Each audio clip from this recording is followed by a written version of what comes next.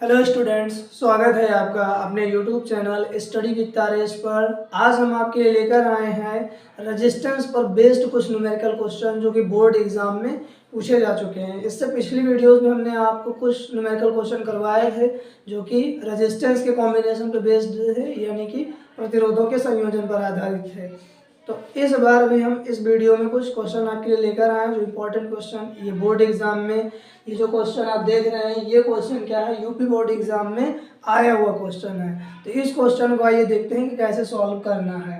तो यहाँ पे दिया गया इस सर्किट एक बनी हुई है जिसमें रेजिस्टेंसेस का कॉम्बिनेशन एंड उसमें बैटरी लगी हुई है। तो इसमें हमें बताना है इस सर्किट में फ्लो होने वाले इलेक्ट्रिक करंट की वैल्यू, यानी कि इसमें कितनी विद्युत धारा, इस पूरे परिपथ में कितनी विद्युत धारा प्रवाहित हो रही है वो हमें बताना है।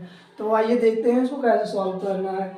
तो जब भी इस टाइप का क्वेश्चन दिया हो जिसमें बहुत सारे रेजिस्टेंस इस तरह से आपको दिख रहे हो, इस टाइप की सर्किट हो, तो जहाँ पे आपको यहाँ पे बैटरी दी गई है, यानी कि जो यहाँ पे 12 वोल्ट की बैटरी दी गई है, यहाँ से आपको नहीं सॉल्व करना है, आपको इसके अपोजिट साइड से हमेशा सॉल्व करना है। ये ध्यान रखिए, जहाँ पे बैटरी लगी हुई है इसके अपोजिट साइड में यहाँ पे देखेंगे कोई बैटरी नहीं लगी हुई है।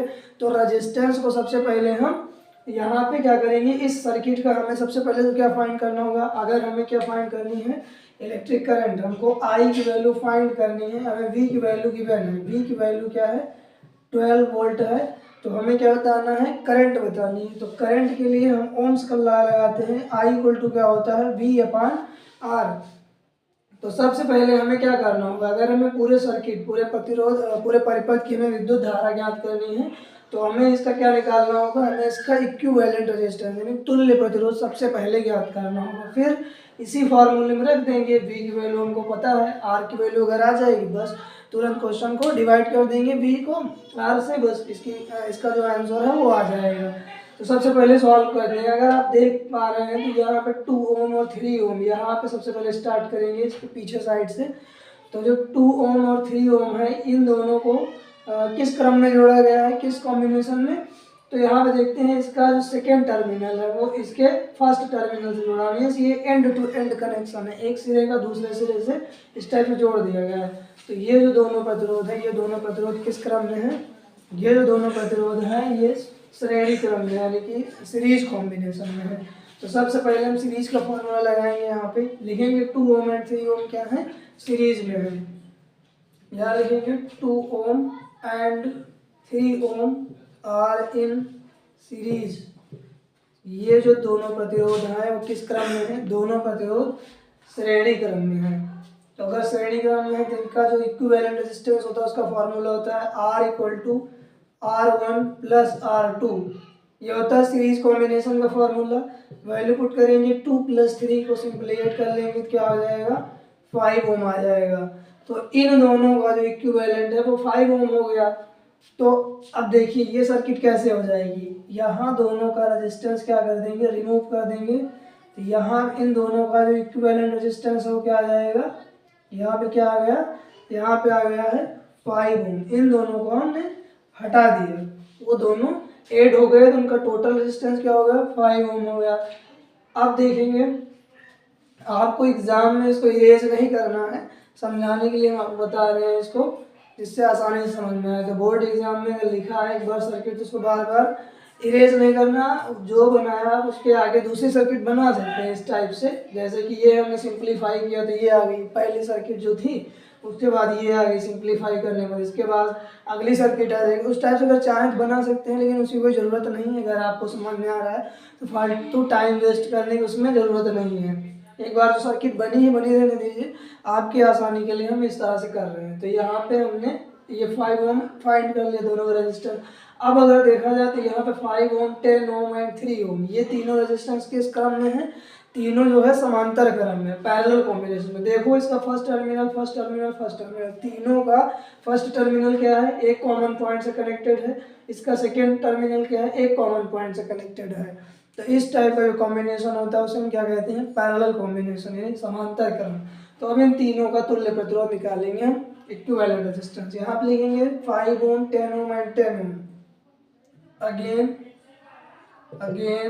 5 ohm, 10 ohm and 10 ohm are in are in parallel, यानी कि ये किस क्रम में है, समांतर क्रम में है। तो समांतर क्रम का फॉर्मूला क्या होता है, 1/r equal to 1/r1 1/5 plus 1/10 plus 1/10, इस टाइप से हो जाएगा। यहाँ पे हम जो कि r मान चुके हैं यहाँ पे, तो हम क्या मान लेंगे, यहाँ पे हम r डैश मान ले रहे हैं। अब इस फ्रैक्शन को सॉल्व करेंगे, यहाँ पे जो इसका एलसीएम आएगा वो क्या आ जाएगा, 10 आ जाएगा। 5 से इसको डिवाइड करेंगे, 5 2 जा 10, 2 1 जा 2, 10 से 10 को डिवाइड करेंगे 1 आएगा, 1 1 जा 1, 10 से 10 को डिवाइड करेंगे 1 आएगा, 1 1 जा 1, तो क्या आ जाएगा 2 2 4, 4/10, 4/10 अभी आया। तो r डैश की वैल्यू अब फाइंड करेंगे, तो r डैश इक्वल टू क्या हो जाएगा, 10/4, ये फ्रैक्शन क्या हो जाएगा, इसका रेसिप्रोकल हो जाएगा, r डैश इक्वल टू 10/4। इसको अगर सॉल्व करें तो 4 2 जा 8, 4 5 जा 20, तो r डैश इक्वल टू क्या आ जाएगा, 2.5, यानी कि इन तीनों को सॉल्व करने में क्या आ गया, 2.5। तो अगेन इस सर्किट को हम यूज कर दे रहे हैं, तो यहाँ पे क्या आ जाएगा, यहाँ पे देखते हैं कितने हाई रेजिस्टेंस थे, यहाँ पे इतने अधिक प्रतिरोध थे, 5 ओम 10 ओम 10 ओम के, लेकिन जो इक्विवेलेंट रेजिस्टेंस आया वो क्या आया, 2.5 ओम, यानी कि बहुत ही कम रेजिस्टेंस आया। तो इससे भी क्वेश्चन पूछा जा सकता है कि जो पैरेलल कॉम्बिनेशन होता है, समांतर क्रम संयोजन, उसमें हमें क्या मिलता है, न्यूनतम प्रतिरोध मिलता है, मिनिमम रेजिस्टेंस अगर हमको रखना है तो हमें उसे रेजिस्टेंस को पैरेलल में कनेक्ट करना होगा, नहीं समांतर क्रम में अगर हम जोड़ते हैं तो रेजिस्टेंस क्या होता है, मिनिमम मिलता है, और अगर रेजिस्टेंस को हम सीरीज में ऐड करते हैं तो क्या मिलता है, मैक्सिमम, यानी अधिकतम प्रतिरोध प्राप्त होता है।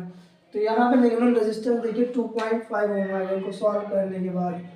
तो ये सर्किट कुछ इस टाइप से हो गया, सिंप्लीफाई हो गया। अब देखिए ये सर्किट और सिंपल हो गया। अब यहाँ पे देख सकते हैं ये तीनों रेजिस्टेंस क्या है, तीनों रेजिस्टेंस क्या है, एक का दूसरे सिरे से इस टाइप से एंड टू एंड कनेक्शन है, तो ये क्या है, सीरीज कॉम्बिनेशन है, यानी कि ये तीनों श्रेणी क्रम में है। तो सिंपली इनको फिर से ऐड कर लेंगे, तो यहाँ लिखेंगे अगेन, यहाँ पे लिखेंगे पुनः क्या होगा, 0.5 ohm 0.5 ohm 2.5 ohm and 1 ohm 1 ohm are in series, ये क्या है, श्रेणी क्रम में है। तो इनका फॉर्मूला क्या हो जाएगा, इस बार हमने डैश माना था, इस बार हम मान लेंगे डबल डैश, इक्वल टू क्या हो जाएगा, इनको सिंपली ऐड कर देना, सीरीज में है तो 0.5 प्लस 2.5 प्लस 1 ओम, कितना हो जाएगा 2.5 0.5 मिलके 3 ओम 3 1 4 ओम। तो इस सर्किट का टोटल रेजिस्टेंस क्या हो जाएगा, 4 ओम। ये हो गया इस पूरे परिपथ का, जो सर्किट हमको दी गई थी उसका टोटल रेजिस्टेंस हो गया 4 ओम। अब हमें सिंपली करंट फाइंड करनी है, तो हम फार्मूला लगाएंगे I इक्वल टू V/R। तो V की वैल्यू हमको दी गई है 12 वोल्ट, अपॉन रेजिस्टेंस की वैल्यू क्या है 4 ओम, 4 3 जा क्या हो जाएगा 12, तो करंट की वैल्यू क्या आ जाएगी 3 एम्पियर। तो यही हो जाएगा इसके इस सर्किट में, इस परिपथ में प्रवाहित होने वाली विद्युत धारा, इसका मान आ गया 3 एम्पियर। आशा करते हैं आप लोगों को ये वीडियो समझ में आया होगा। अगर आप लोग इस चैनल पर पहली बार आए हैं तो इस चैनल को प्लीज़ सब्सक्राइब कीजिए। अगर आपको वीडियो अच्छी लगी हो तो वीडियो को लाइक कीजिए और अपने दोस्तों को भी शेयर कीजिए। मिलते हैं आप लोगों को नेक्स्ट टॉपिक में, तब तक के लिए जय हिंद जय भारत।